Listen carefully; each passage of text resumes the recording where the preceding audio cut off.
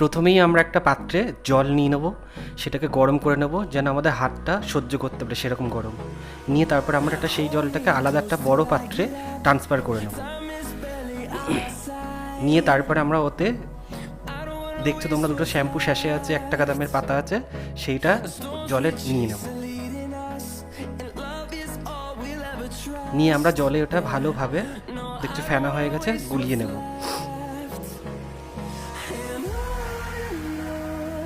নেওয়ার পরে আমরা একে একে আমাদের বিউটি ব্লেন্ডারগুলো বিভিন্ন সাইজে যে কাজের যেগুলো আছে সেগুলো এক করে দিয়ে দেবো। দেখছো জলটা এখনো স্বচ্ছ সাদা আছে, কিন্তু সঙ্গে আমাদের ফিঙ্গার পাপ, পাউডার পাপ এগুলো দিয়ে দেবো। আর বিভিন্ন সাইজের কাজের যে আমাদের ব্লেন্ডারগুলো আছে, স্পঞ্জগুলো আছে, সেগুলো জলে দিয়ে দেব।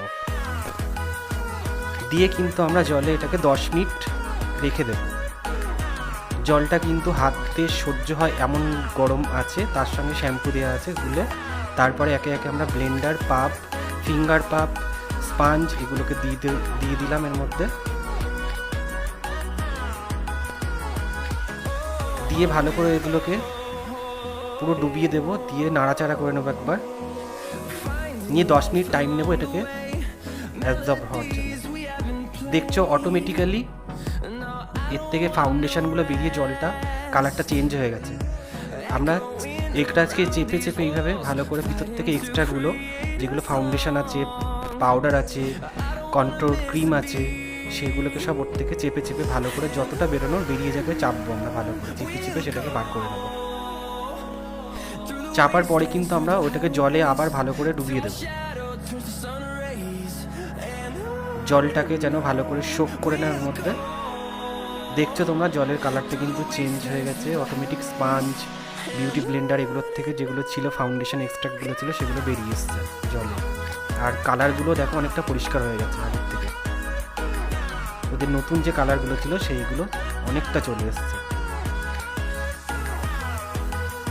তোমরাও ঠিক এইভাবে ট্রাই করবে বাড়িতে। জলটা যেন হাতের মতন সহ্য হয় এরকম গরম থাকবে।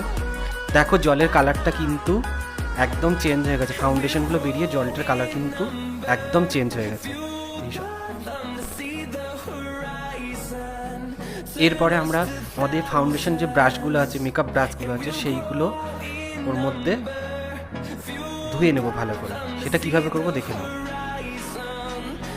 প্রথমে আমরা ব্রাশগুলোকে এই জলে ভালো করে ধুয়ে নেব, ভিজিয়ে নেব একবার। প্রথমে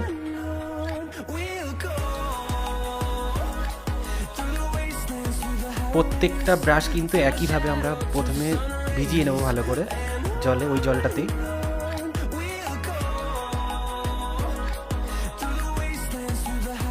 দেখছো এইভাবে প্রত্যেকটা ব্রাশ ধুয়ে নেবে ওই জলেই।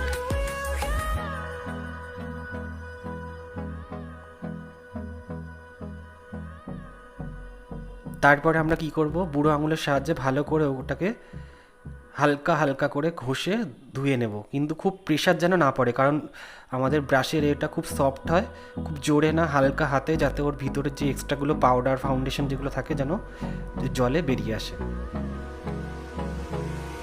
প্রত্যেকটা ব্রাশ কিন্তু ভেজানোর পরে এইভাবে হাত দিয়ে বুড়ো আঙুল দিয়ে হালকা করে ঘষে এক্সট্রাগুলো বার করে নেবো, এবং জলটাকেও চেপে কিন্তু বার করে দেবো।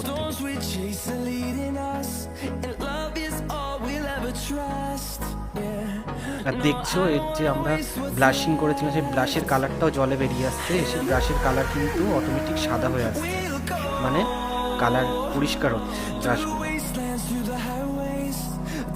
তারপরে আরও এক্সট্রা যে আমার মেকআপের আরও আদার্স যে ব্রাশগুলো আছে সেগুলোকে ঠিক একইভাবে এই জলে প্রথমে ভিজিয়ে নেব।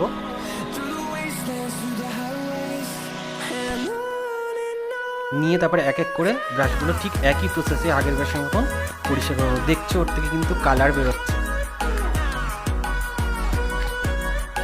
প্রত্যেকটা ব্রাশ ভেজানোর পরে ঠিক একই টেকনিকে আমরা আগে যেরকম করেছিলাম সেরকমভাবে করবো।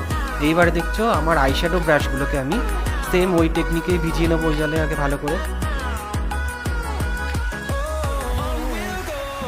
তারপরে প্রত্যেকটাকে ওই একই টেকনিকে জলে ভালো করে ওর থেকে যে আলাদা শ্যাডো কালারগুলো আছে আমরা বার করে নেব। তোমরা নিজেরাও দেখতে পাচ্ছ কালার কিন্তু অটোমেটিক ব্রাশের থেকে বেরোচ্ছে ব্রাশগুলো, তার মানে ক্লিন হচ্ছে। কিচ্ছুই না, সিম্পল শুধু গরম জল, দুটো শ্যাম্পু স্যাশে, এইটা দিয়ে তোমরা বাড়িতে নিজেদের ব্রাশগুলো, বিউটি ব্লেন্ডার, পাফ, প্রত্যেকটা জিনিস এইভাবে ক্লিন করে নেবে। কারণ শুধু মেকআপ না, হাইজিনটাও আমাদের খেয়াল রাখতে হবে। কারণ প্রফেশনাল হোক কিংবা বাড়িতে আমরা নিজেদের জন্য মেকআপ করি, এই জিনিসগুলো কিন্তু মেনটেন করা খুব দরকার। কারণ শুধু মেকআপ নয়, এই ব্রাশগুলো প্রত্যেকবার আমাদের কাজে লাগে, আর প্রত্যেকবার ক্লিন করা সম্ভব না। তোমরা যতটা চেষ্টা করবে 3 বার 4 বার কিংবা মাসে 1 বার করে প্রত্যেকটা জিনিস পরিষ্কার করতে। দেখছো জলের কালারটা পুরো স্বচ্ছ ছিল, এখন কেমন নোংরা হয়ে গেছে কালার। তারপরে আবার পরিষ্কার জল নেব, নিয়ে ওই ব্লেন্ডারগুলো, ব্রাশগুলো ভালো করে এই পরিষ্কার জলে আবার ধুয়ে নেব। জল এক এক করে সবগুলো দিয়ে দিলাম। দেখো চেপে চেপে ভিতরে যে শ্যাম্পুর গ্যাঁজা থাকবে কিংবা এক্সট্রাক্টগুলো থাকবে, যেগুলো ফাউন্ডেশন, কন্ট্রোল পাউডারের যেগুলো এক্সট্রাক্ট, দেখো পরিষ্কার জলেও কিন্তু বেরিয়ে আসবে। আর এটাই কিন্তু লাস্ট স্টেজ, এখানে কিন্তু পুরো ক্লিন হয়ে যাবে এই ব্যাপারটা। তোমার ব্লেন্ডারগুলো, পাপগুলো এখানে কিন্তু ক্লিন হয়ে যাবে। দেখছো কালার একদম পুরো আগে নতুনের মতন হয়ে গেছে, চকচক করছে। ফাউন্ডেশন, কন্ট্রোলের যে কালো দাগগুলো ছিল সেগুলো নেই, অনেকটাই ক্লিন হয়ে গেছে। ঠিক চেপে চেপে এইভাবে জলে সোক করবো, জলটাকে সোক করতে দেবো, দেওয়ার পরে চেপে চেপে ভিতর থেকে বার করবো। দেখো জলের সঙ্গে কিন্তু ফাউন্ডেশনের এক্সট্রাক্টগুলো এখনও বেরোচ্ছে জলটা। কালার তো দেখেছি কতটা চেঞ্জ হয়ে গেছে। প্রত্যেকটা ব্লেন্ডার, স্পঞ্জ, পাফ প্রত্যেকটাই পরিষ্কার জলে আমরা ঠিক এইভাবে পরিষ্কার করে নেব। প্রথমে শ্যাম্পু জলে করার পরে এরকম পরিষ্কার জলে দিয়ে আমরা এগুলোকে ভালো করে পরিষ্কার করে নেব। দেখো কালার একদম চেঞ্জ হয়ে গেছে প্রত্যেকটা। ফিঙ্গার পাপটাও দেখো পরিষ্কার হয়ে গেছে একদম। এবার এগুলোকে শুকিয়ে নিলেই একদম আবার নতুন একদম কাজের জন্য প্রস্তুত।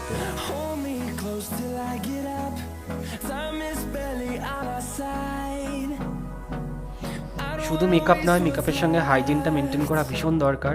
কারণ এই ব্রাশ, পাপ এইগুলো কিন্তু মেকআপের একটা ওতপ্রোত অঙ্গ, এইগুলোকে পরিষ্কার করা কিন্তু খুবই দরকার।